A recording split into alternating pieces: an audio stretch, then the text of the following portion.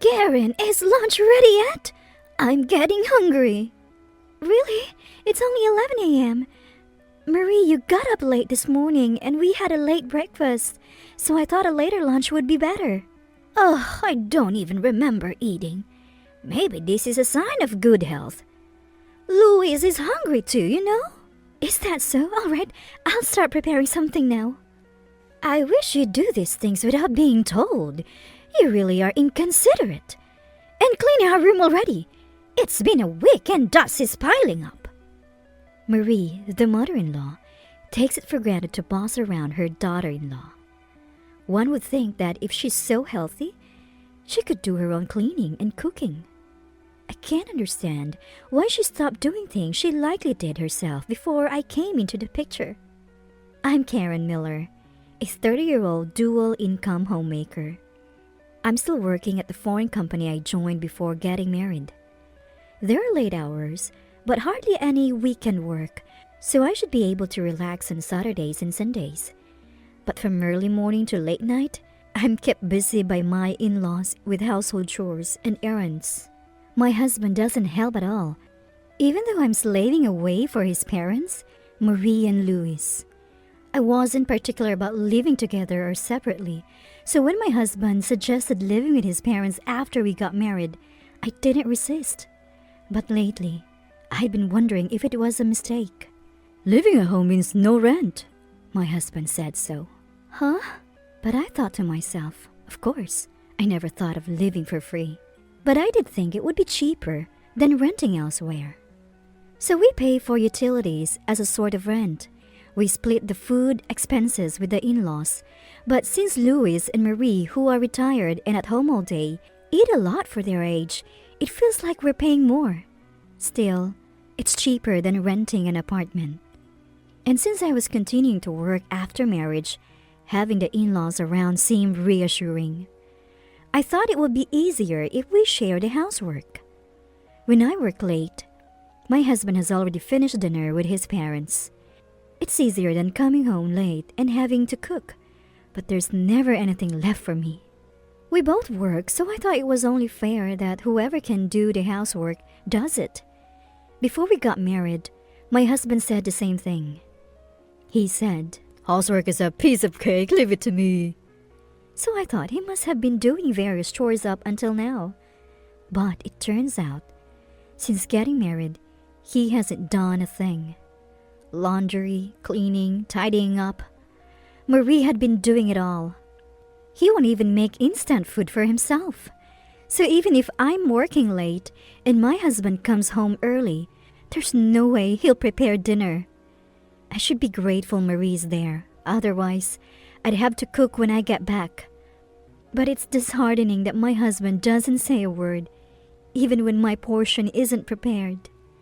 And he never lifts a finger to clean up.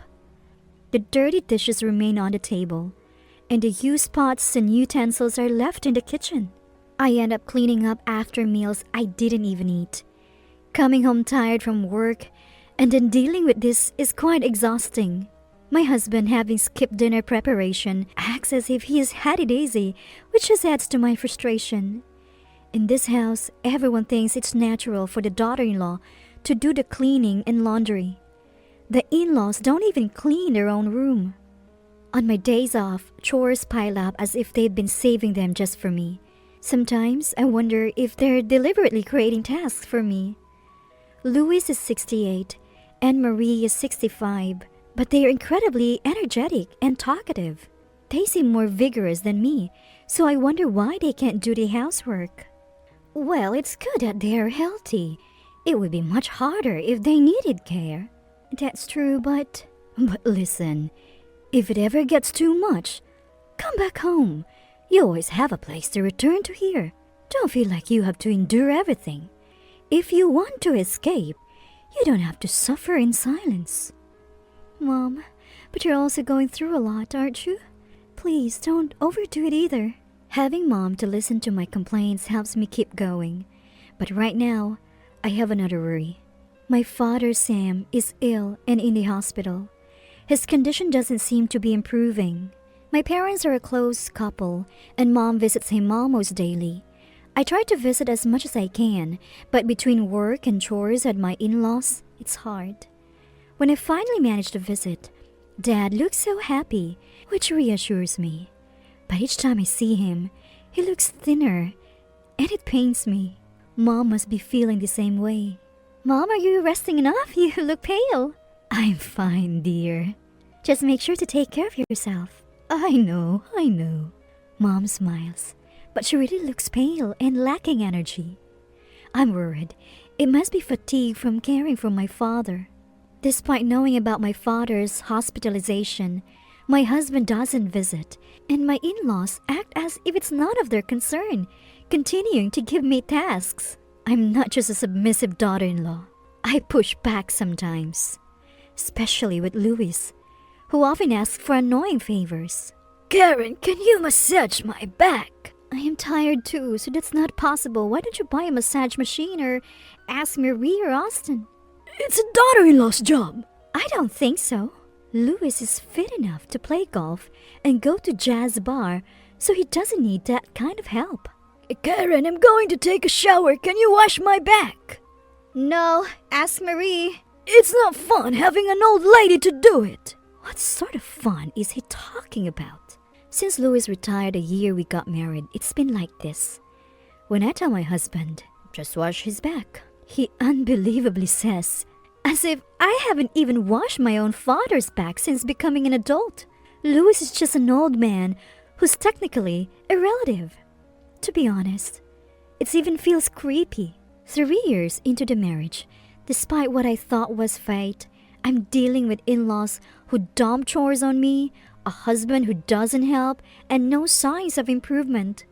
My own family is ill, and he doesn't even seem concerned. Maybe it's time for me to go back home and take care of my dad with Mom. My husband then says, I've got a business trip for a week starting this weekend. Really? Don't contact me unless it's emergency. It's embarrassing to get calls from my wife all the time. Understood. I wouldn't contact him unnecessarily anyway. I'm also working. I'm not that free, and I've never called him at work before. 2 days after my husband left for his trip, on a Monday, I got a call from Mom while at work. She has never called me at work before. I immediately think something's happened to Dad and answer in a panic. Karen, Sam's condition has suddenly worsened. Mom's voice crying on the other end echoes in my ears. My legs start to tremble. I'm coming right away, Mom. I tell my boss, who says, Go now. I rush to the hospital by taxi, but I'm met with a cruel reality. Mom's not in Dad's hospital room. Oh, Mrs. Miller, you've just arrived? Where's Mom? I ask, to which the nurse looks down, visibly uncomfortable. Well, my heart pounds. Where is my mother? She passed away. What? For a moment, I couldn't comprehend what I was told. I had rushed to the hospital after receiving a call from Mom about my father's critical condition. But now, they were saying Mom had passed away. It didn't make any sense. This way, please. The nurse led me to another room with just one bed. Dimly lit, someone was lying there. But it couldn't be Mom. Yet, as I approached with trembling legs, the face I saw was unmistakably my mother's. Silent, motionless. Mom was there. How could this? The nurse explained that after calling me, Mom had returned to my father's room. A while later, they found her collapsed over the bed, still holding my father's hand, already lifeless. Perhaps a heart attack. As the nurse spoke, another nurse appeared. Mrs. Miller, your father! At the same moment, I returned to my father's room. He passed away. No way! No way! I felt as if all strength had drained from my body. I couldn't understand what had just happened. Both my parents gone, just like that. It was too surreal to believe. I stood there, stunned, for what felt like an eternity. I need to tell Austin. In a daze, I remembered to contact Austin. Shaking, I took out my phone and called him. As the phone rang, the reality of my parents' death hit me, and I couldn't stop the tears. Hello? Austin? What? I'm at work right now. But it's an emergency. My dad and mom have... What? They're gone. I managed to say through my sobs. Both of them are gone. Both of them? How? An accident? No, but I don't know what to do. Despite my obvious distress, Austin's response was cold and detached. Did you forget what I said before my trip? What? I'm on a business trip. Don't call me unless it's a real emergency. For a moment, I couldn't comprehend what Austin had said. It was probably because his response was so far from what I had expected. I thought I had misheard, but the shock made my tears recede. What did you just say? I told you not to call unless it's an emergency. My parents just died. Isn't that an emergency? If they were about to die, maybe. But what's the point now? That's not an emergency. What are you talking about? You're coming home, right? Why? It's too late. I'm busy. Goodbye. Austin hung up, and no matter how many times I tried, he didn't answer again. Then I called Marie. Marie, my parents passed away. Oh, I thought it was just your father who was sick. Yes, but both of them. Well, isn't that nice? They were such a loving couple. Better for them to go together. What? You know, they say loving couples go to heaven together. They must be happy. How can you say that? Well, you'll be busy now with the wake and the funeral. But it's good you can do it all at once. Louis and I won't be attending. What? We don't want to risk our health. Leaving people's health is more important, you know. In that moment, I realized the saying like father, like son was true. But it brought me back to reality. I informed my supervisor about my parents' passing. Unlike Austin or my in-laws, my superior, through a stranger, showed genuine concern. He even helped me arrange the funeral at the church. Without him, I would have been completely lost. Despite Austin's words, I thought he would return for the funeral, but he never did.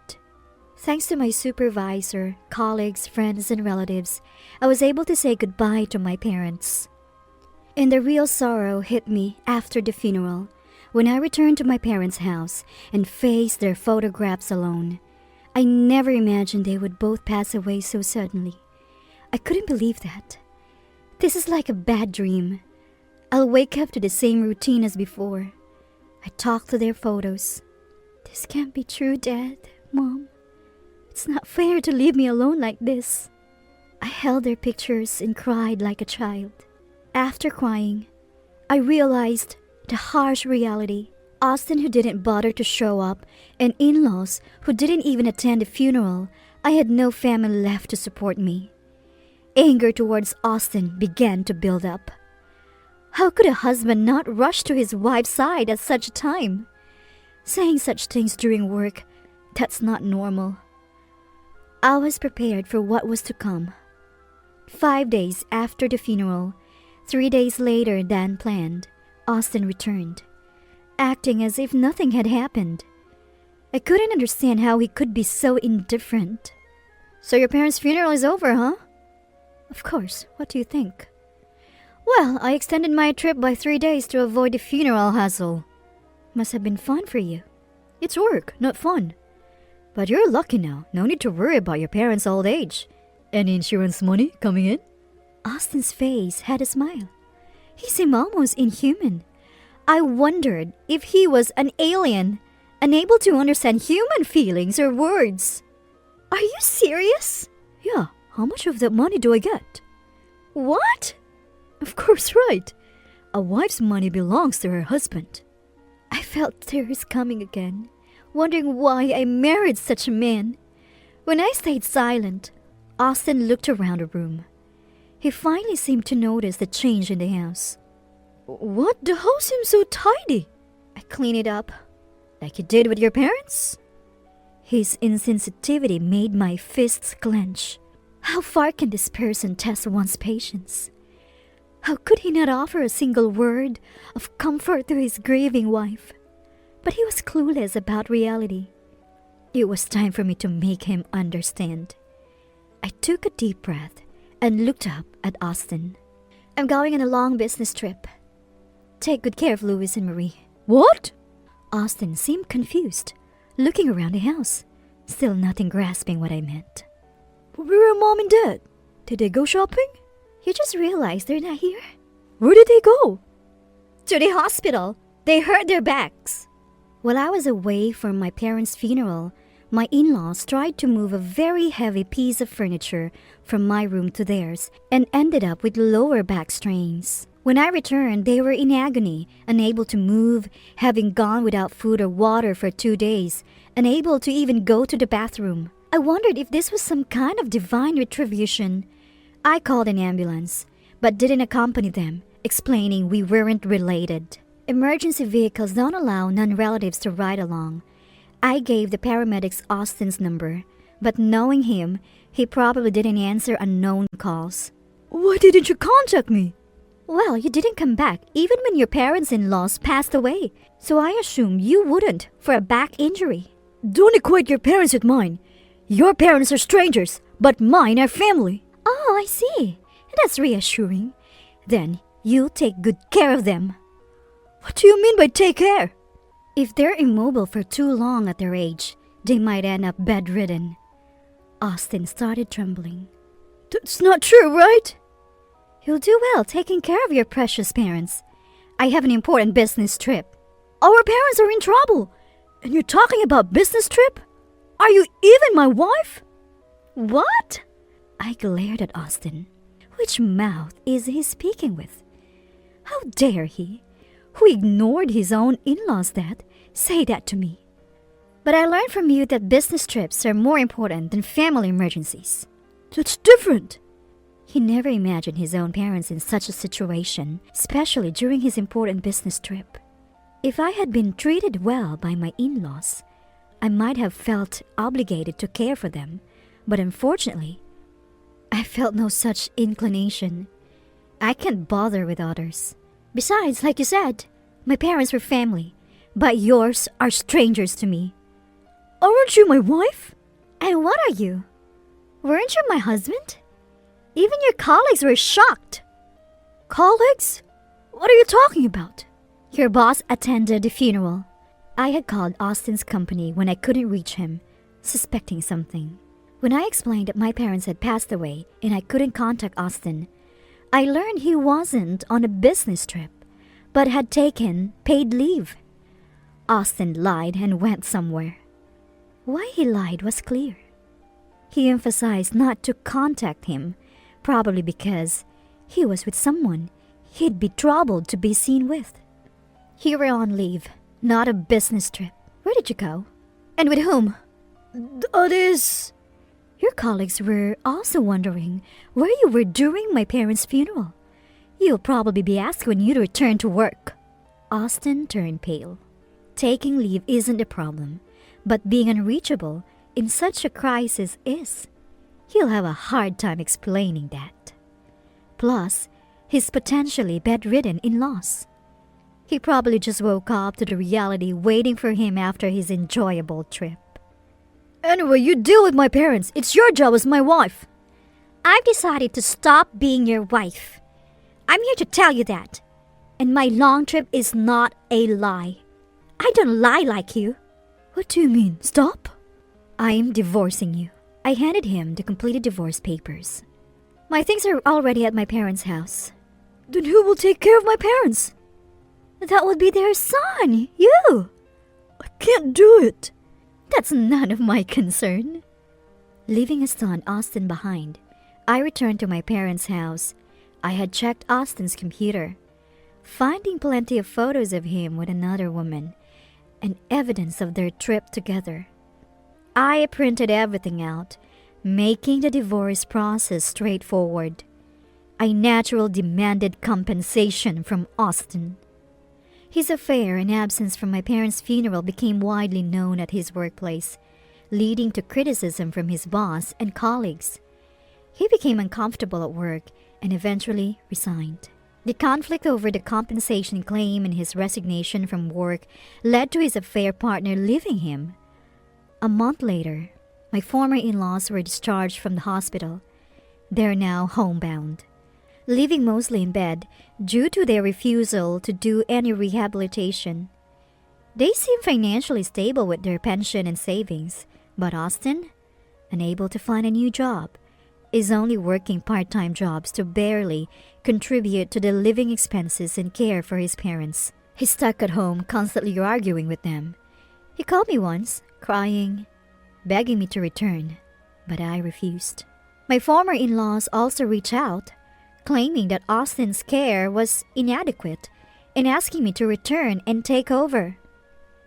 When I suggested hiring a home health aide with their funds, they refused, wanting to save money without knowing how long they need it.